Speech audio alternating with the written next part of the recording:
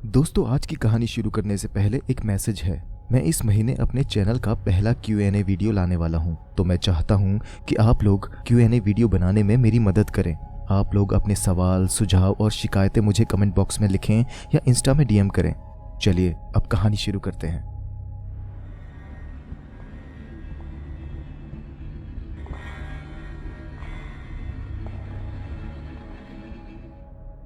मेरा नाम रामास्वामी है। आज मैं आपको मेरी जिंदगी की सबसे भयानक रात की घटना के बारे में बताता हूँ। कहानी को अंत तक सुनिएगा, क्योंकि कुछ अनसुलझे सवाल हैं जिनके जवाब शायद आपके पास हों। अगर हों तो कमेंट बॉक्स में ज़रूर लिखिएगा। आज से 30 साल पहले की बात है। मैं मालगुड़ी की प्राइमरी पाठशाला में चपरासी था। उस पाठशाला में जो पुराने हेडमास्टर थे, उनका तबादला हो गया था, इसलिए एक नए मास्टर जी की नियुक्ति हुई। वो मास्टर कानपुर से आने वाले थे, इसलिए उन्हें लेने के लिए मैं एक रात मालगुड़ी के रेलवे स्टेशन गया। वैसे तो कानपुर से आने वाली ट्रेन रात 10 बजे तक पहुंच जाती थी, मगर उस रात वो देरी से चली थी। मैं तो रात 10 बजे ही स्टेशन पहुंच गया था और प्रतीक्षा करने के अलावा मेरे पास कोई चारा नहीं था। तो मैं प्लेटफॉर्म में लगे एक लकड़ी के बेंच पर बैठ गया। उस वक्त उस रेलवे स्टेशन में ज़्यादा लोग नहीं थे। एक चाय वाला जो आने वाली ट्रेन के इंतज़ार में चूल्हे के कोयलों में फूंक मारकर केतली की चाय गर्म कर रहा था। थोड़ी दूरी पे कूली के कपड़े पहने 2 आदमी बैठे बीड़ी फूंकते हुए आपस में बतिया रहे थे। एक बूढ़ा भिखारी सोने की तैयारी करता हुआ एक दीवार से सटकर अपना बिस्तर लगा रहा था। बस हम ही 5 लोग थे उस प्लेटफॉर्म में। मास्टर जी के इंतजार में उस लकड़ी के बेंच में बैठे बैठे मेरी आंख लग गई थी। जब आंख खुली तो घड़ी में देखा रात का करीब 1 बज रहा था। आस पास नजर घुमाई तो देखा उस रेलवे स्टेशन में मेरे अलावा कोई भी नहीं था। ना चाय वाला, ना वो कूली, ना ही वो बूढ़ा भिखारी जिसने वहां सोने के लिए बिस्तर बिछाया था। अब उस रेलवे स्टेशन में सिर्फ मैं था, एकदम अकेला। चारों तरफ खामोशी और एक अजीब तरह का सन्नाटा बिसरा पड़ा था। प्लेटफॉर्म में लगे हेलोजन लाइट्स के आसपास भिन भिनाते कीट पतंगों के शोर के साथ दूर से रोते भौंकते कुत्तों की आवाज़ें उस माहौल को और भी ज़्यादा उदासीन बना रही थी। 2.5-3 घंटों से बैठे बैठे मेरा बदन दर्द करने लगा था। मैंने सोचा क्यों ना उस रेलवे स्टेशन का एक चक्कर लगा लिया जाए। दूर प्लेटफॉर्म के आखिरी छोर पे एक पानी का नल दिखाई दिया। प्यास भी लगी थी तो सोचा वहाँ जाकर मुंह भी धो लूँगा। मैं नल की तरफ जाने लगा। कुछ कदम चलने के बाद मैं उस प्लेटफॉर्म से लगे हुए एक बड़े से हॉल के सामने से गुजर रहा था, तो मैंने उस हॉल में एक अजीब घटना घटते देखी। वो 2 कूली जो प्लेटफॉर्म में बीड़ी फूंकते हुए बतिया रहे थे, वो दोनों एक मुर्दे को सफ़ेद कफन में लपेटकर रस्सियों से बांध रहे थे, और पास ही वो चाय वाला एक कपड़े के झोले को टटोल रहा था और उसमें से कुछ सिक्के निकाल के अपनी जेब में डाल रहा था। उस सुनसान रात में एक मुर्दे को सफ़ेद कफन में लिपटा हुआ देखकर मेरी हिम्मत नहीं हुई कि वहाँ से आगे नल तक जाऊं, क्योंकि उस नल के पास काफ़ी अंधेरा भी था। मैं उल्टे कदम भागते हुए वापस अपने बेंच पर आ गया। मुझे डर लगने लगा था। मन में तरह तरह के डरावने ख्याल आने लगे थे। उस रेलवे स्टेशन में वो 2 कूली और चाय वाला तो था, मगर वो बूढ़ा भिखारी दिखाई नहीं दिया। मुझे लगने लगा था कि उस भिखारी के पैसों के लालच में उन तीनों ने उसे मार डाला और सफ़ेद कफन में लपेटकर अच्छे से बांध दिया ताकि उसकी लाश को ठिकाने लगा सकें। डर के मारे मेरा दिल ज़ोर ज़ोर से धड़क रहा था। मैं उस स्टेशन से भागना चाहता था, मगर नौकरी का सवाल था। अगर मास्टर जी की ट्रेन आ जाए और मैं ना मिला तो वो मेरी शिकायत करके मुझे नौकरी से निकलवा सकते थे। इसलिए मैं खामोशी से वहीं बेंच पर बैठा रहा और भगवान से प्रार्थना करने लगा कि उन तीनों का ध्यान मेरे पे ना जाए। फिर मैंने सबसे पहले अपनी अंगूठी और हाथ की घड़ी उतारी और अपने दाएं पैर के जूते में डालकर जूता पहन लिया। मुझे लग रहा था कि अंगूठी और मेरी हाथ घड़ी के लालच में वो 2 कूली और चाय वाला मुझे भी मार डालेंगे, लेकिन मेरी किस्मत अच्छी थी। अगले ही पल एक ट्रेन की सायरन की आवाज़ सुनाई दी और ट्रेन छुक छुक करती हुई प्लेटफॉर्म में आकर रुक गई। मैं खड़ा होकर मास्टर जी का इंतज़ार करने लगा, मगर काफ़ी देर तक ट्रेन में से कोई भी नहीं उतरा। उस ट्रेन में 7 बोगियाँ थीं और मैं पहली बोगी के पास खड़ा था। मुझे लगा कहीं मास्टर जी सो तो नहीं गए। मैं बोगियों की खिड़की से अंदर झांकने लगा, मगर पहली बोगी एकदम खाली थी। मैंने उस ट्रेन का दूसरा, तीसरा, चौथा डिब्बा देखा, सब एकदम खाली थे।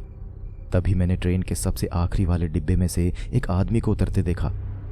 उस आदमी के एक हाथ में काला ट्रंक था और दूसरे हाथ में एक बिस्तर बंद। मैं समझ गया था कि वो मास्टर जी हैं। मैं लंगड़ाते हुए उनकी तरफ बढ़ा। लंगड़ाते हुए इसलिए क्योंकि मेरे जूते में घड़ी और अंगूठी थी जो चलते वक्त मेरे पैरों में चुभ रही थी। मैं चलते हुए मास्टर जी तक पहुंचता उससे पहले ही वो दो कूली मास्टर जी के ऊपर कूद पड़े। उन दोनों ने उनके हाथों से ट्रंक और बिस्तर बंद छीना और उनके हाथों को कसकर पकड़ लिया। इतने में वो चाय वाला अपनी चाय की केतली लाया और उसने उस केतली के अंदर की गर्म खौलती हुई चाय मास्टर जी के ऊपर उड़ेल दी। मास्टर जी दर्द से चीखने और छटपटाने लगे, मगर उन दोनों कूलियों ने उन्हें छोड़ा नहीं। गर्म खौलती हुई चाय से मास्टर जी के सिर की चमड़ी बाल समेत गल के नीचे गिरने लगी।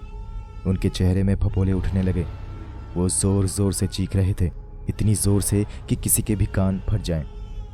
मैं ये सब अपनी आंखों से देख रहा था। वो भयानक दृश्य देखकर मेरी सांसें मेरे हलक में ही फंस कर रह गई थी। मेरे पैर मानो जैसे ज़मीन में धंस गए थे। मैं वहाँ से भागने की सोच भी नहीं सकता था क्योंकि मेरे जूते में अंगूठी और घड़ी थी जिसकी वजह से मैं तेज़ नहीं भाग पाता और वो लोग मुझे आसानी से पकड़ लेते। इसलिए मैं खामोशी से बेबस वहीं खड़ा रहा और मास्टर जी को दर्द में तड़पता देखता रहा। मास्टर जी चीख रहे थे, बचाओ बचाओ चिल्ला रहे थे। तभी वो चाय वाला अपने चूल्हे में से जलते हुए लाल अंगारे लेकर आया और उसने वो जलते अंगारे मास्टर जी के मुंह में भर दिए। कुछ देर तड़पने के बाद मास्टर जी वहीं ज़मीन पर गिर गए। वो लोग मास्टर जी को घसीटते हुए उसी बड़े हॉल के अंदर लेकर गए जहां पहले वाला मुर्दा कफन में लिपटा पड़ा था। अब मेरे पास वहां से भाग निकलने का अच्छा मौका था। मैं चुपचाप वहां से उल्टे कदम भागने लगा। मैं लंगड़ाते हुए भाग रहा था और बार बार पीछे पलटकर भी देख रहा था कि कहीं वो लोग मेरे पीछे तो नहीं आ रहे। मैं कुछ कदम भागता, फिर पलटकर पीछे देखता, फिर भागता, फिर पीछे देखता। मौत कभी भी भागते हुए मेरे पीछे आ सकती थी, लेकिन तभी मैं किसी से टकराया। मैंने सामने देखा, मेरे सामने वही चाय वाला हाथ में गर्म चाय की केतली लिए खड़ा था। उसके चेहरे में एक भयानक मुस्कान थी। वो मुझसे बोला, क्यों चाय नहीं पिएगा? और ये बोलते ही उसने गर्म खौलते चाय से भरी केतली मेरे ऊपर उड़ेल दी। मैं जोर से चीखा और दर्द से छटपटाने लगा। मुझे सिर से लेकर पैर तक जलन महसूस होने लगी। मुझे मेरी चमड़ी उतरती सी महसूस हो रही थी। तभी मेरे कंधे पे एक हाथ आया और एक आवाज़ आई, ए भाई। मैंने आंख खोली और मैं डर के मारे जोर जोर से भूत भूत करके चीखने लगा। मेरे सामने मास्टर जी खड़े थे। वो हंसते हुए बोले, अरे कमाल है, अच्छे खासे जिंदा आदमी को भूत बुला रहे हो भाई। मैंने देखा सामने ट्रेन खड़ी थी। उसमें से कुछ मुसाफिर उतर रहे थे। वही पास में वो बूढ़ा भिखारी उन मुसाफिरों के आगे हाथ फैलाकर भगवान और अल्लाह के नाम की दुहाई देकर भीख मांग रहा था। वो दोनों कूली भी सिर में सामान रखे स्टेशन से बाहर जा रहे थे और वो चाय वाला चाय चाय करता ट्रेन के आसपास टहल रहा था। मास्टर जी मुझसे बोले, मैं यहाँ के स्कूल का नया मास्टर हूँ, तुम ही आए हो ना मुझे लेने? मैं अपने माथे का पसीना पोंछते हुए और अपने बिखरे बालों को ठीक करता हुआ बोला, जी साहब मैं ही हूँ। मैंने मास्टर जी का सामान लिया और चलते हुए स्टेशन से बाहर आने लगा। मुझे अब अपने आप पर शर्म आ रही थी कि मैं मास्टर जी को भूत समझकर बच्चों की तरह डर गया। वो भी न जाने क्या सोच रहे होंगे। तभी मास्टर जी मुझसे बोले, तुम्हारे पैरों में तकलीफ है क्या? तुम लंगड़ा के क्यों चल रहे हो? उनकी बात सुनकर मैं चौंका और चौंकते हुए अपने हाथों की तरफ देखा। मेरे हाथ में अंगूठी और घड़ी नहीं थी। मैंने फटाफट जूता उतारा तो देखा वो मेरे जूतों में थी। मास्टर जी फिर बोले, बड़े अजीब आदमी हो तुम, अंगूठी और घड़ी को कोई पैरों में पहनता है भला? उसके बाद वो मेरी खिल्ली उड़ाते हुए हंसने लगे। मास्टर जी और मैंने 15 साल तक एक ही स्कूल में काम किया। वो कई बार उस रात की बात करके हंसते थे, लेकिन मैंने उन्हें कभी अपने सपने के बारे में नहीं बताया क्योंकि मुझे ही नहीं पता था कि वो सपना था या हकीकत।